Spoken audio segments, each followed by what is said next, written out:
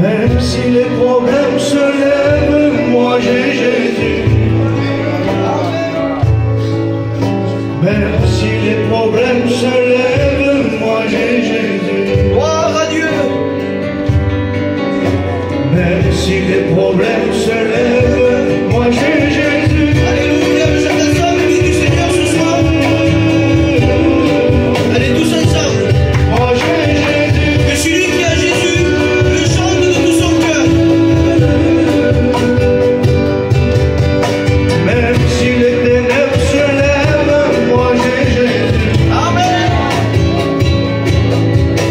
Même si les ténèbres se lèvent, moi j'ai Jésus.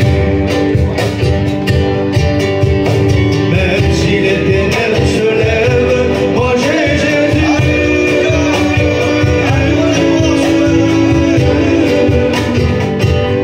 Moi j'ai Jésus. Sois béni, Jésus. Alléluia. Io te amo. Ensemble. Ahí es cuando te amo. Ahí es cuando te amo. Ahí es cuando te amo. Y yo te amo. Ahí es cuando te amo. Ahí es cuando te amo. Ahí es cuando te amo. Pasó un día, pasaron dos. Entre ese día mi Jesús resucitó. Pasaron un día, pasaron dos. Entre ese día mi Jesús resucitó. Viene, mi Jesús ya viene. Ya viene, mi Jesús ya viene. Pasaron un día, pasaron dos. Entre ese día mi Jesús resucitó. Pasaron un día, pasaron dos. Entre ese día mi Jesús resucitó.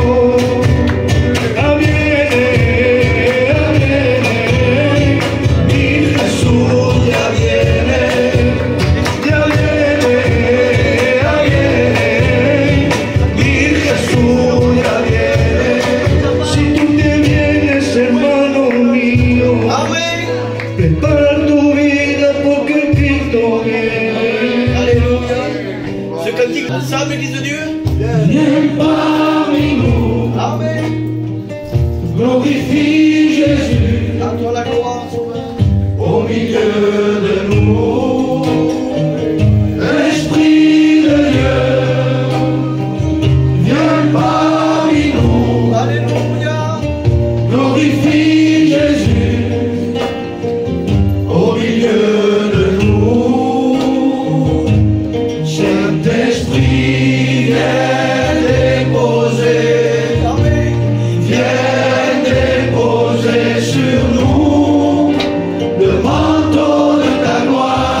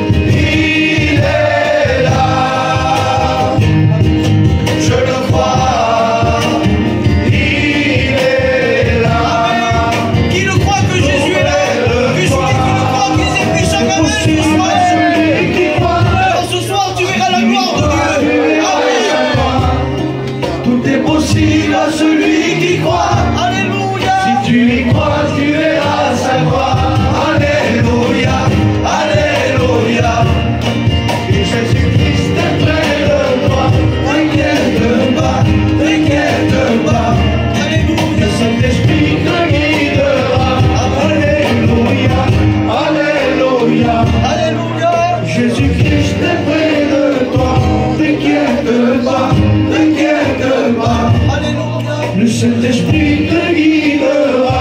Encore 2 minutes. On reste debout 2 minutes et on adore Dieu. Encore des mains se lever, direction le ciel. Disons Jésus, je suis là. Seigneur, tu connais mon état, tu connais mon cœur, tu connais mon besoin, Seigneur Dieu.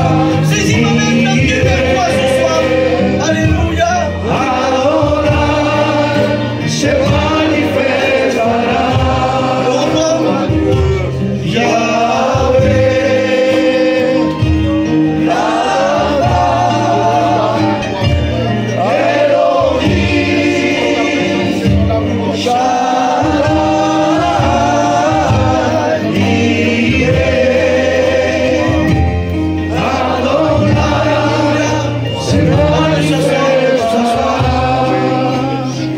J'entends tes pas. Ensemble, tranquille.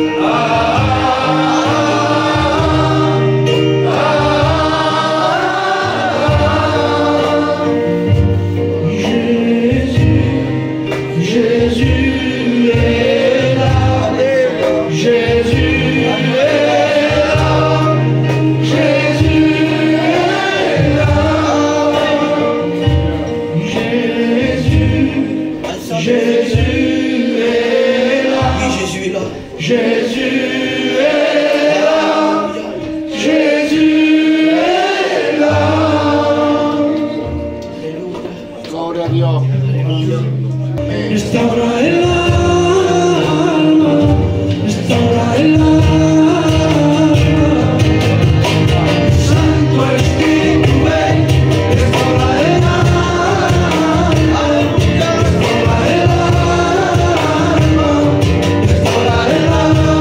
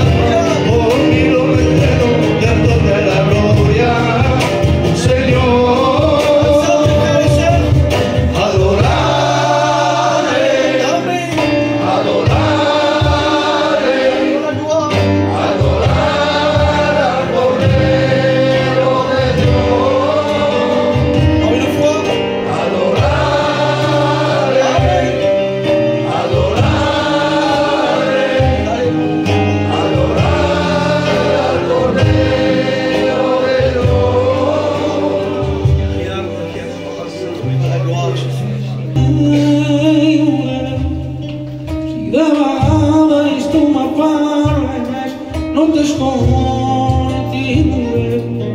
Até de maneira te ajudei para caminhar e morrer.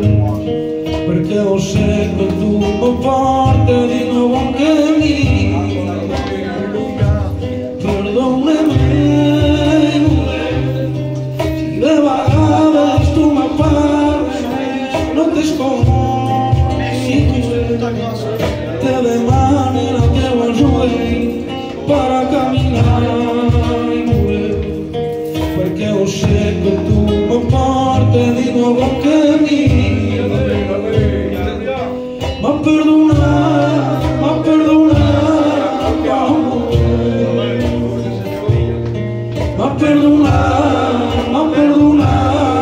como me perdonar como é. Eis Adonai, porque tu pudiste salvar. Eis Adonai, porque pudiste salvar. Eis Adonai, porque pudiste salvar.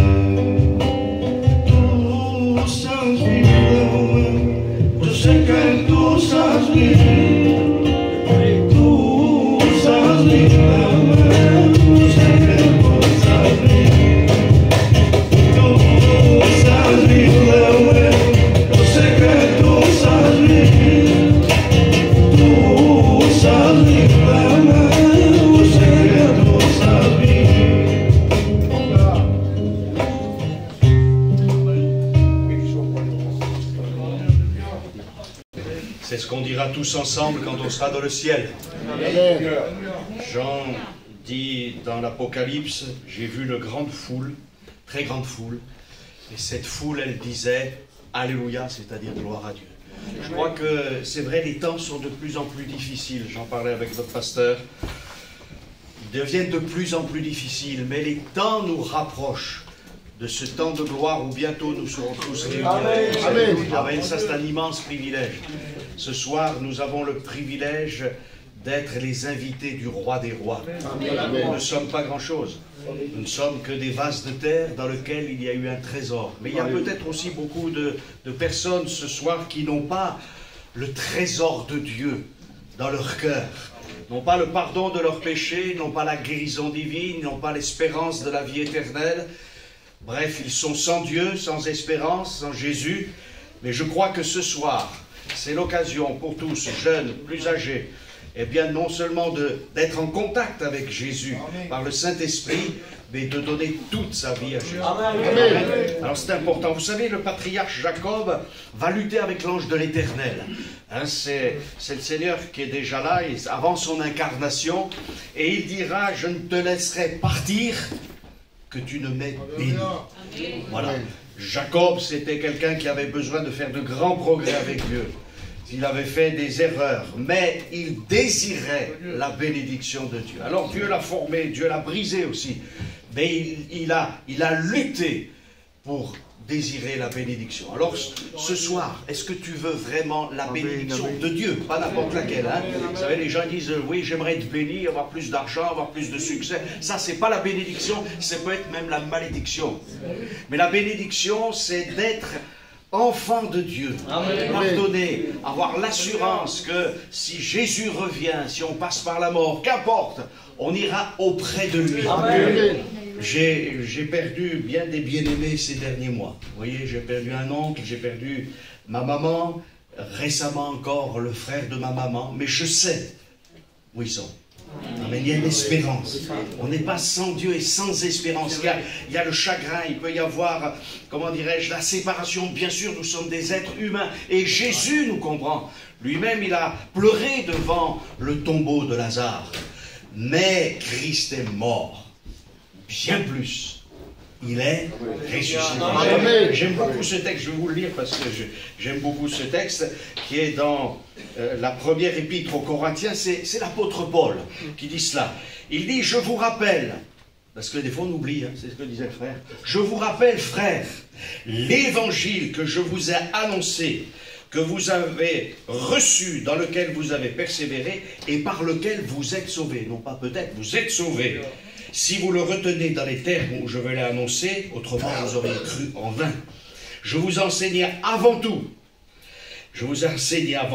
comme je l'avais aussi reçu, que Christ est mort pour nos péchés. Amen. Selon les Écritures, qu'il a été enseveli et il est ressuscité le 3e jour, selon les Écritures, et il est apparu à Céphas, puis aux 12, à 500 frères, etc., etc., etc. Et il peut nous apparaître, pas forcément avec notre regard, mais nous apparaître en tant que tel, parce qu'il va faire quelque chose de puissant dans notre vie.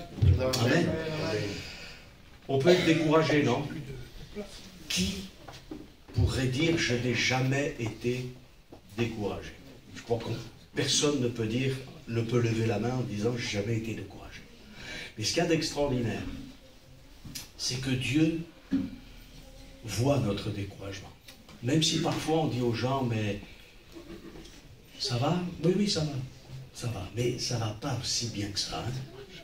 Et c'est vrai qu'on est dans un climat aujourd'hui où si on écoute un peu trop les informations, si on regarde un petit peu trop autour de nous, sans lever les yeux vers celui qui est le Fils de Dieu, le Roi des rois, on va être découragé, on va être abattu, on va être dans l'anxiété, on va peut-être même chercher des solutions humaines pour se réjouir, pour oublier tout ça, dans plein de choses qui sont certaines pas trop mauvaises et d'autres qui sont vraiment mauvaises.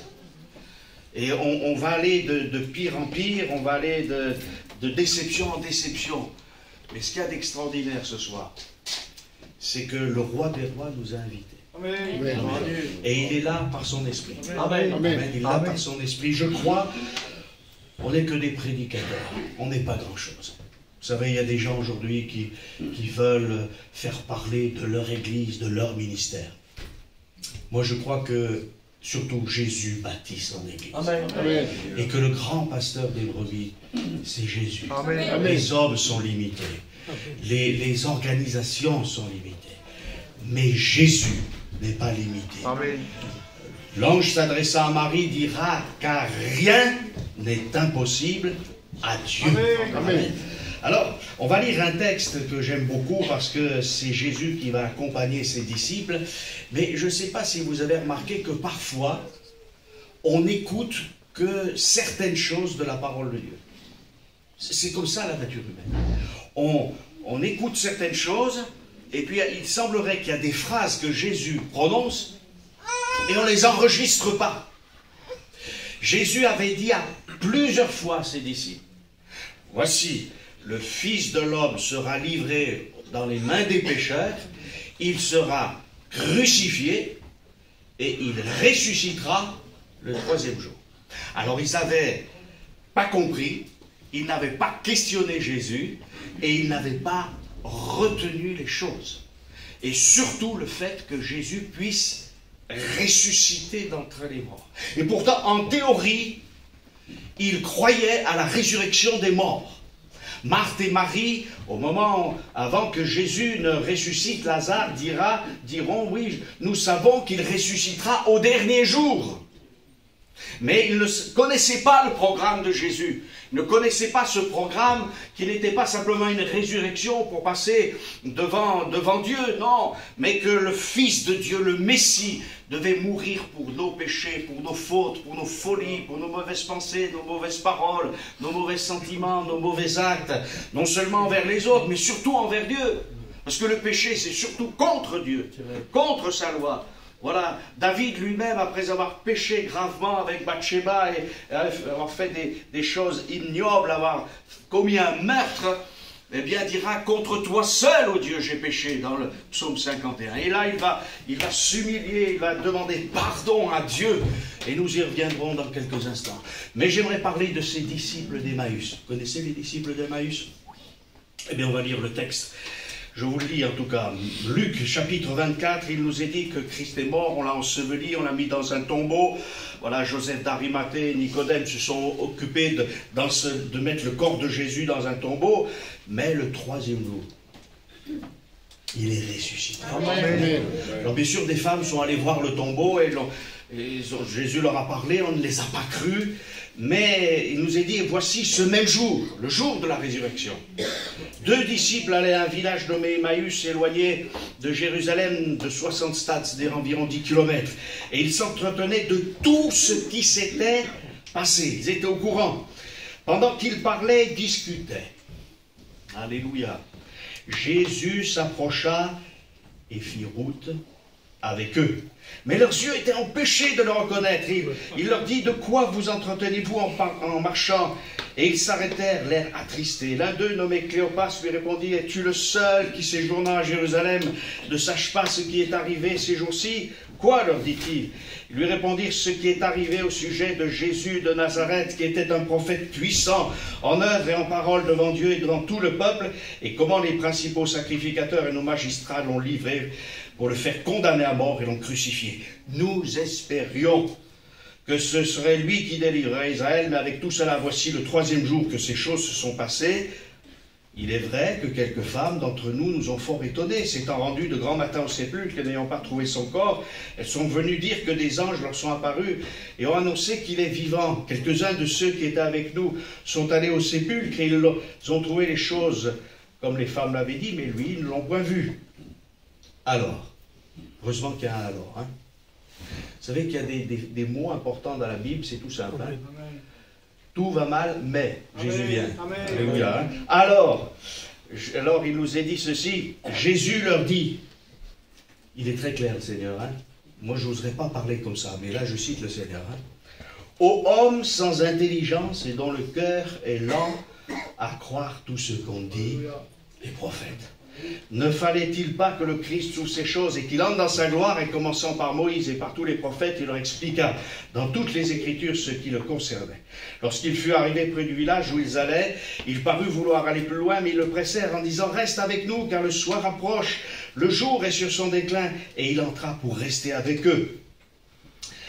Pendant qu'il était à table avec eux, il prit le pain. Après avoir rendu grâce, il le rompit et leur donna. Alors, encore un alors, hein. Alors leurs yeux s'ouvrirent et ils le reconnurent, mais il disparut de devant eux. Ils se dirent l'un à l'autre, notre cœur ne brûlait-il pas quand il nous parlait en chemin et nous expliquait les Écritures, se levant à l'heure même.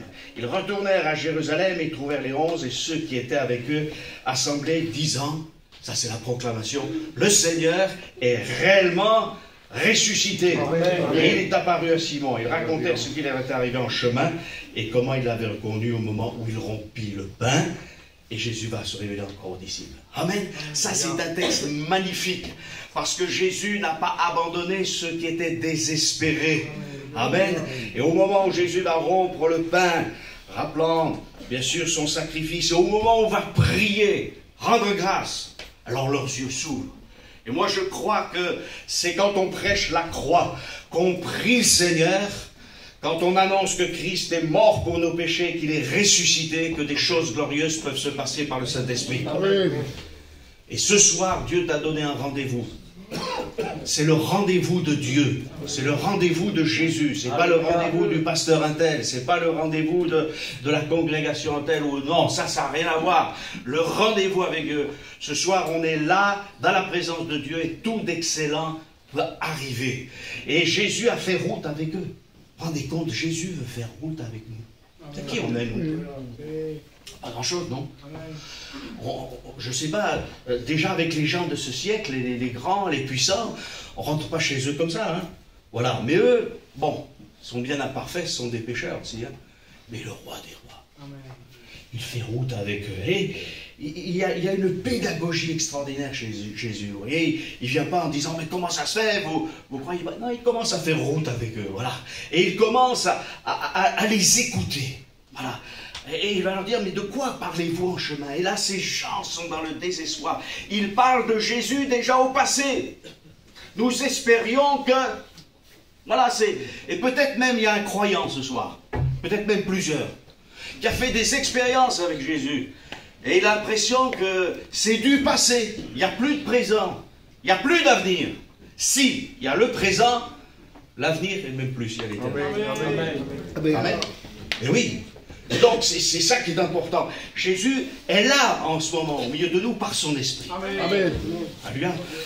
Les gens sont peut-être devant la télé, au cinéma ou dans d'autres des boîtes de nuit, je ne sais pas. Ça, c'est des mauvaises places. Mais là, ce soir, Dieu nous a donné rendez-vous et il va leur dire, mais de quoi parlez-vous? Vous savez, des fois, on parle de toutes sortes de choses, c'est négatif. Non? Toujours négatif. Ça va pas, j'ai pas, le travail ça va pas, la famille ça va pas, le couple ça va pas, la santé ça va pas. Qu'est-ce qu'il faut alors? Il faut le Seigneur. Amen, amen. S'il n'y a pas le Seigneur, on est fichu. On est fichu. Voilà, il n'y a pas d'espérance dans ce monde. C'est pas vrai. C'est pas les philosophes. Les philosophes, ils tournent en rond. Ils nous ont rien apporté. C'est pas les jouissances de ce siècle. C'est pas la drogue. C'est pas les trafics, bien sûr, occultes, bien évidemment. Ça, c'est diabolique. Tout ça, ça nous détruit. Et ils avaient perdu leur espérance. Ils avaient vu Jésus et ils disent des choses vraies sur Jésus, mais c'est au passé. Ils leur disent, es-tu le seul? Jésus était bien concerné, il avait vécu la croix. Es-tu le seul qui, séjournant à Jérusalem, ne sache pas ce qui est arrivé? Quoi, leur dit-il, vous voyez? Tu peux parler à Jésus de tes problèmes. Hein? Il faut même. Il faut lui dire. Plus profond de ton cœur. C'est ça, hein? Les premières prières, c'est dire, Seigneur, j'en peux plus. Je suis découragé. Je ne m'en sors pas avec ce péché. Je ne m'en sors pas avec cette situation. Au secours. Amen. La Bible nous dit que quand on confesse notre péché, notre souffrance, notre détresse, Dieu entend. Il n'est pas sourd. Non seulement il n'est pas sourd, mais il est puissant pour agir. Alors, ils vont dire des choses vraies sur Jésus. Mais c'est au passé. Ce qui est arrivé au sujet de Jésus, qui était un prophète puissant en œuvre et en parole devant Dieu et devant tout le peuple. C'est beau ça, hein? Mais c'est « il était ». Non, il est. Amen. Amen. Voilà. Un prophète, c'est un porte-parole de Dieu. S'il y a quelqu'un qui a un vrai prophète, c'est Jésus. Amen. Il parle de la part de Dieu. Il est même plus que c'est pas simplement une parole qu'il donne, mais il est la parole de Dieu lui-même. Donc, c'est lui qui peut te consoler aussi par la gloire de Jésus. C'est lui qui peut faire au-delà. Et il dira, voilà, nos magistrats, ces gens, ils l'ont crucifié. Et nous savons que tout le monde a participé à la crucifixion. Les nations, les païens, les juifs, tout le monde. Vous savez que Jésus aurait pu dire non et être délivré. On cherche toujours des coupables. Hein. Qui a crucifié Jésus? Mais Jésus s'est offert en sacrifice. Faut pas. Et toutes ces choses sont là pour justement faire voir toutes ces attitudes autour de Jésus, mépriser, rejeter. On va le flageller, on va le couronner d'épines, on va lui cracher au visage, lui tirer les poils de la barbe, on va faire toutes sortes de choses horribles et on va finir par le crucifier. Là, terrible. Il est mort. Et nous espérions. Peut-être que tu n'espères plus rien. C'est terrible ça. Mais ce soir, le Seigneur voudrait te parler. Amen. Et vraiment d'une manière personnelle. Alors, ils avaient même entendu parler que le tombeau était vide. Vous voyez? Mais ils avaient oublié les paroles de Jésus. Vous pouvez regarder dans le Nouveau Testament, hein, dans les 4 évangiles. Plusieurs fois, Jésus dit, il faut que le Fils de l'homme soit crucifié. Il faut qu'il ressuscite. Il ressuscitera le 3e jour. Vous voyez? Mais ils étaient tellement dans leur programme de bénédiction qu'ils oubliaient la très grande bénédiction qui est à côté d'eux. Et c'est simple à expliquer. Vous savez ce qu'ils voulaient à cette époque? Ils voulaient un sauveur qui guérisse, qui pardonne les péchés, qui les bénisse et qui surtout les délivre du joug romain. Voilà. Alors comme ça, ce sera un peuple libre. Mais vous savez qu'on peut être un peuple libre et terriblement esclave. Parce que ce qui nous rend esclaves, c'est d'être esclave du péché de Satan. C'est ça. C'est tout. Et on ne peut pas être heureux. Moi, souvent, je parle avec des croyants, ils disent, mais le problème de la France, il est spirituel. Le problème de telle et telle catégorie d'individus, il est d'abord spirituel. Ça ne veut pas dire qu'il n'y a pas d'autres problèmes. Mais quand on est dans l'enfer de la drogue, il faut Jésus. Amen. Quand on est dans l'enfer de l'alcool, qu'est-ce qu'il faut? Jésus. Amen. Quand on est dans le lien de la colère permanente, de la révolte. Vous savez, il y a des gens qui disent, moi, j'en veux au Seigneur. Et il y a même des gens qui disent, je ne veux pas que Dieu m'aime. Vous savez que c'est troublant, l'amour. Hein? Quand quelqu'un à qui on a dit du mal, qu'on dit du mal, nous aime, nous dit, mais je t'aime. La Bible nous dit quand même, et ça, il ne faut pas l'oublier, car Dieu a tellement aimé le monde, qu'il a donné son Fils, son unique, afin que quiconque croit en lui ne périsse point, mais qu'il ait la vie éternelle. Et ces gens étaient découragés, mais Jésus a fait route avec eux. Est-ce que tu veux que Jésus fasse route avec toi, aujourd'hui pour toujours, hein? Vous savez, David Wilkerson disait un jour, il y a les touristes de la croix. C'est-à-dire que les gens qui passent là et qui prennent une bénédiction et qui s'en vont. Mais c'est pas ça que l'Évangile nous dit. Jésus dit, si quelqu'un veut être mon disciple, c'est vrai, qu'il se charge de sa croix. Ça va être difficile parfois, mais ça sera tellement béni. Parce que je préfère une vie difficile avec Jésus, qui est la solution, plutôt qu'une vie difficile sans Jésus. Parce que de toute manière, la vie, elle est difficile. Amen.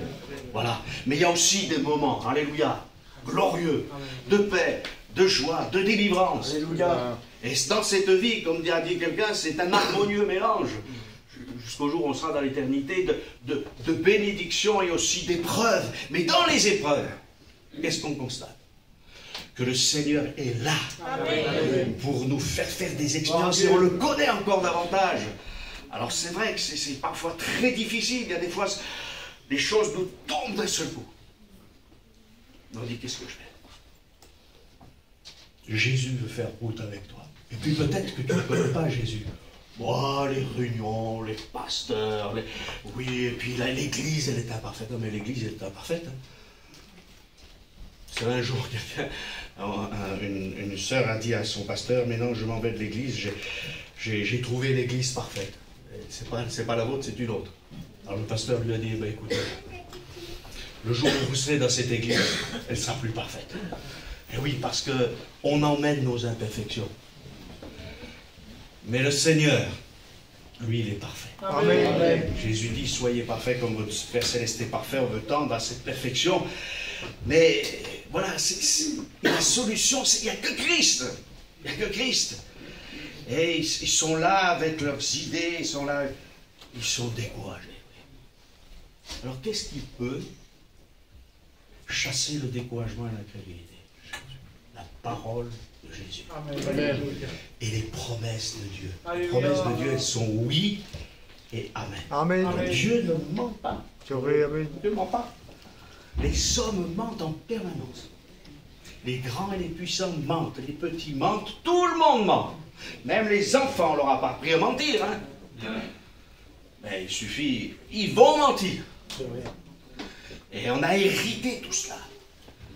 David pourra dire, ma mère m'a conçu dans l'iniquité. Non pas que la maman de David était une plus grande pécheresse que les autres, mais on a hérité de la vaine manière de vivre de nos pères. Alors demain, là on est dans la présence de Dieu, mais demain tu vas aller au travail, tu vas aller à l'école, je ne sais pas, ou tu vas être dans ta maison avec tes enfants, je ne sais pas.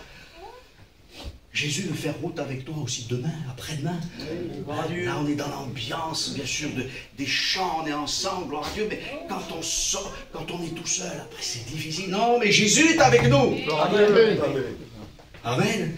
Et il a commencé à leur parler, il leur dit, mais, vous voyez, il n'y a pas de mépris chez Jésus. Quand il dit aux hommes sans intelligence, c'est pas qu'ils sont bêtes, mais ils n'ont pas l'intelligence des choses de Dieu. C'est ce que ça signifie. Hein.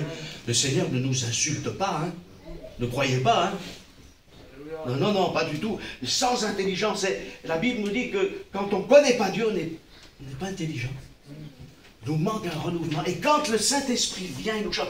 Mais qu'est-ce que j'ai été fou de penser comme ça? Pourquoi j'ai fait ça? Pourquoi j'ai raisonné comme ça? Pourquoi j'ai eu cette attitude-là? Pourquoi j'ai eu cette rébellion-là? Et là, on réalise toute la grandeur de Jésus. Et non seulement sans intelligence spirituelle, mais dont le cœur est lent à croire tout ce qu'ont dit les prophètes. Vous savez, ce livre, c'est un livre de prophètes, de prophéties. Le Messie a été annoncé des centaines d'années. Ésaïe dira, par ses meurtrissures, on sera guéri. Alléluia. Et ce soir, si ton corps est malade, Jésus peut te guérir. Amen. Si ton âme est tourmentée, Jésus peut te délivrer. Alors bien sûr, il faut aussi s'affranchir de tout ce qui est mauvais. Si tu as trafiqué avec les choses diaboliques, il faut couper avec tout ça. Amen. Et demander au Seigneur, dire, voilà, je ne savais pas, j'étais dans l'ignorance, mais maintenant, je vais te délivrer. Amen. Amen. Le monde qui est un monde de plaisir, mais un monde de désillusion.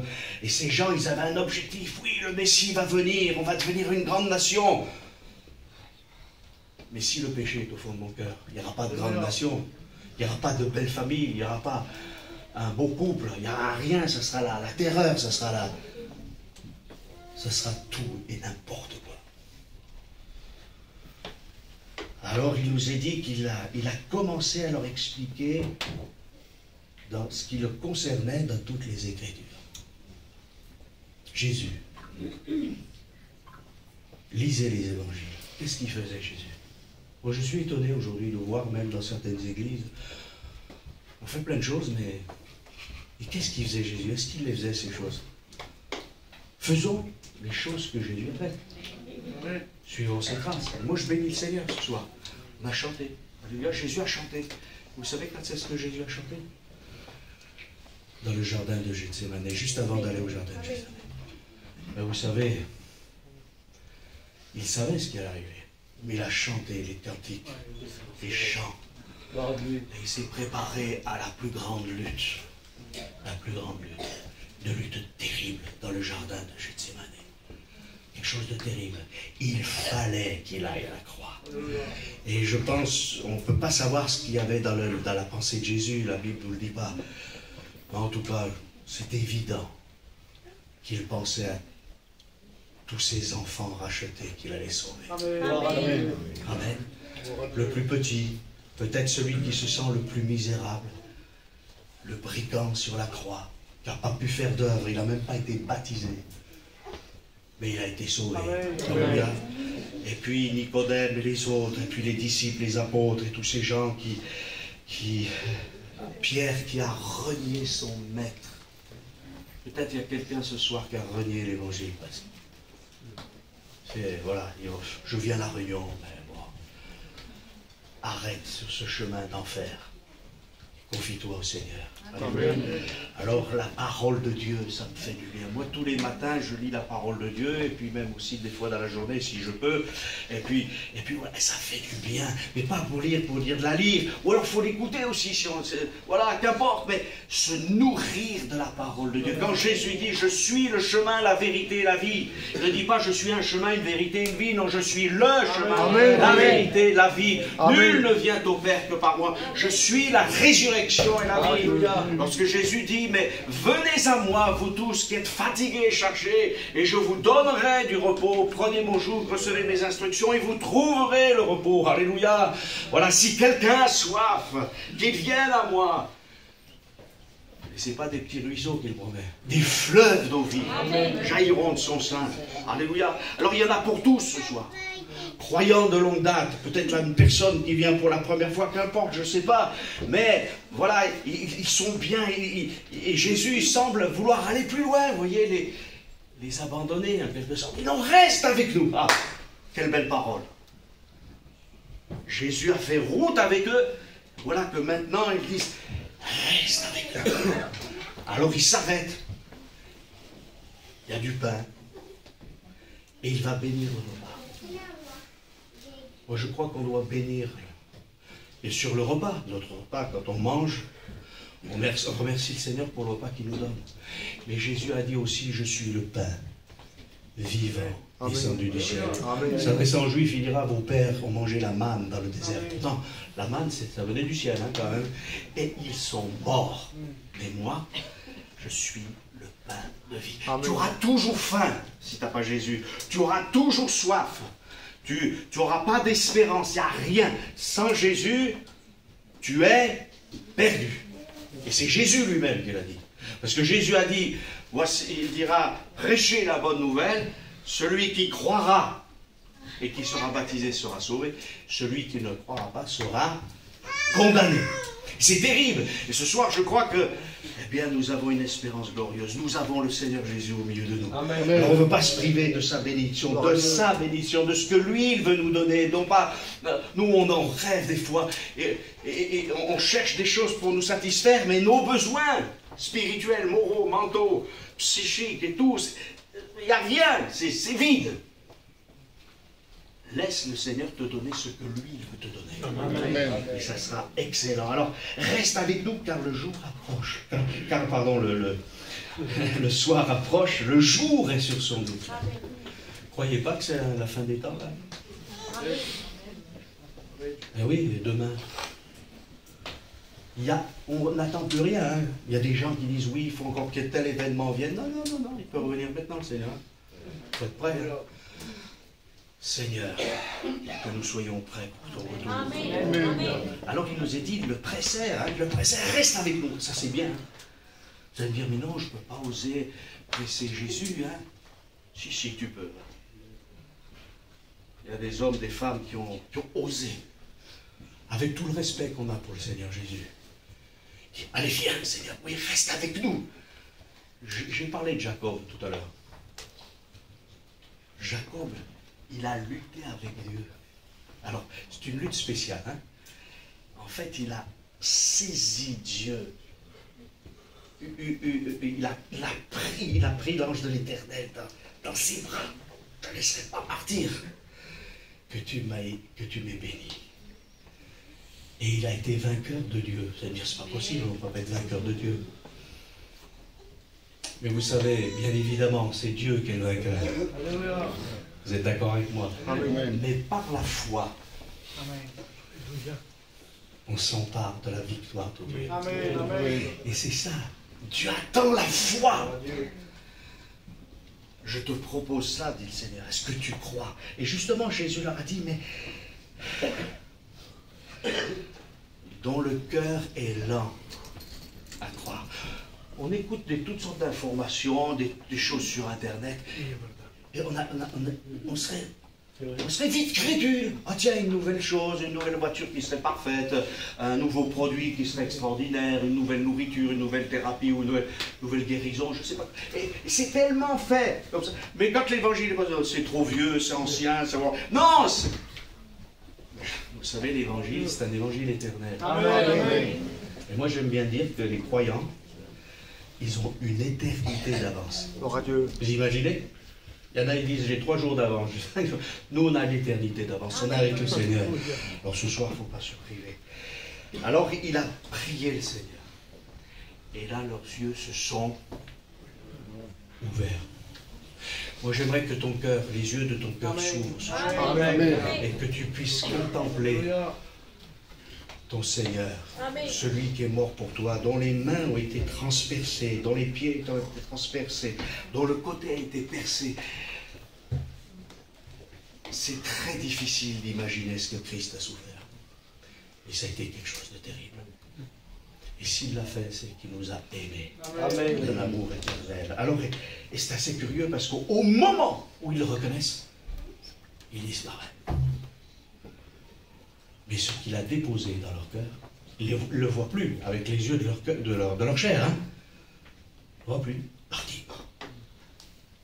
Et c'est curieux, ils ne sont pas désespérés. Ils l'ont vu ressusciter. Amen. Amen. Et là, qu'est-ce qu'ils vont faire? Ils refont 10 kilomètres pour retourner à Jérusalem et pour dire aux apôtres, le Seigneur est réellement ressuscité. Amen. Amen. Est-ce que vous croyez que le Seigneur est ressuscité? Amen. Amen. Et puis, si on a de la difficulté à croire, qu'est-ce qu'il faut faire? Comme cet homme qui avait son fils qui se jetait dans le feu, dans l'eau, qui était tenu par la puissance des ténèbres, il dira, Seigneur, viens au secours de mon incrédulité. Je veux croire. C'est une décision aussi, la foi. Et quand on tourne le regard vers Jésus, il suscite la foi. Et il l'amène même à la perfection. D'une manière complète. Alors, croire. On a cru tellement de bêtises, tellement de folie. On a cru que si on était comme ci, comme ça, si on possédait quelque chose, on se dirait, mais c'est pas vrai. Ce qui te détruit, mon frère, ma soeur, c'est peut-être ton découragement. Mais le Seigneur est là. Amen. Et j'aimerais m'adresser à tous ceux qui ne connaissent pas Jésus. Vous ne connaissez pas Jésus? Eh bien, découvrez-le ce soir. Amen. Quel que soit votre besoin, venez à lui. Christ est réellement ressuscité. Amen. Vous vous rendez compte, ça veut dire que la mort, elle est vaincue. Amen. Amen. Or, l'ennemi la plus terrible, c'est la mort. Et la Bible nous dit d'ailleurs que définitivement, dans le livre de l'Apocalypse, c'est ce dernier ennemi qui sera vaincu. La mort et le séjour des morts seront mis dans les temps de feu et de soufre. Ce sera terminé, parce que notre Dieu n'est pas le Dieu de la mort, mais le Dieu de la vie. Amen. Amen. Il est le Dieu de la grâce et le Dieu du secours. Alors, Jésus va encore rencontrer ses disciples. Je vais terminer par là. Et quand il va rentrer dans cette pièce qui est fermée d'ailleurs, qu'est-ce qu'il va dire? La paix soit avec vous. Alléluia. Amen. Amen. Je ne vais pas parler trop longtemps de la paix, mais la paix, dans le contexte là, c'est pas simplement je suis tranquille, c'est plus que cela. Ça veut dire, si vous avez la paix, c'est que j'ai payé, c'est que j'ai tout fait pour que vous ayez la paix. Le mot, il est tellement important dans la Bible, ce mot paix. Alors voilà. La paix, on ne peut pas l'avoir si les choses ne sont pas réglées. Si on a des dettes terribles, on ne peut pas bien dormir. C'est pas vrai. Si on a fait du mal à quelqu'un, il faut qu'on pardonne. Vous voyez, j'écoutais un jour quelqu'un qui disait, il faut que cette personne, elle paye pour ce qu'elle a fait, vous voyez. Et je me suis souvenu de ce que disait Jésus, que parlera de ces deux personnes qui viennent voir un roi. Là, une dette phénoménale, le maître lui pardonne, et puis en sortant, il rencontre quelqu'un qui lui doit un peu d'argent, et il va le mettre en prison presque pour récupérer un petit peu d'argent. Et nous, parfois, on ne veut pas pardonner aux autres. Et le Seigneur Jésus nous dit que si on ne pardonne pas aux autres, le Seigneur ne nous pardonnera pas. Et si on n'est pas pardonné, on est perdu. Il faut pardonner. Alors c'est difficile, mais le pardon c'est aussi une décision avec la grâce de Dieu. Alors ce soir, je ne sais pas quelle est votre situation, mais ce soir on va prier maintenant pour que le Seigneur agisse. Amen.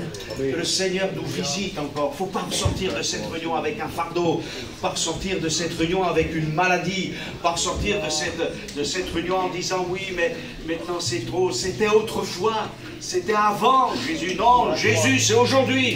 Alléluia. Aujourd'hui, si vous entendez sa voix, n'endurcissez pas vos cœurs. Mais Seigneur va agir, alors on va prier. Et je crois qu'on va prier pour les malades, on va prier pour tous ceux qui sont dans un besoin. Moi, je ne vous connais pas, j'ai cette liberté de vouloir prier pour vous, on va prier avec les frères, là, je crois. Et approchez-vous, allez, approchez-vous. Venez sur le devant, si vraiment vous désirez quelque chose. Peut-être la guérison de votre corps, autre chose. Voilà, hein. Voilà, on va se recueillir maintenant. Alléluia. Et je vais vous inviter à venir, vous qui êtes dans un véritable besoin. Amen. Ne partez pas de cette réunion sans avoir saisi la grâce de Dieu. Sans avoir saisi la grâce de Dieu. Non, c'est pas possible. C'est trop important. Alléluia.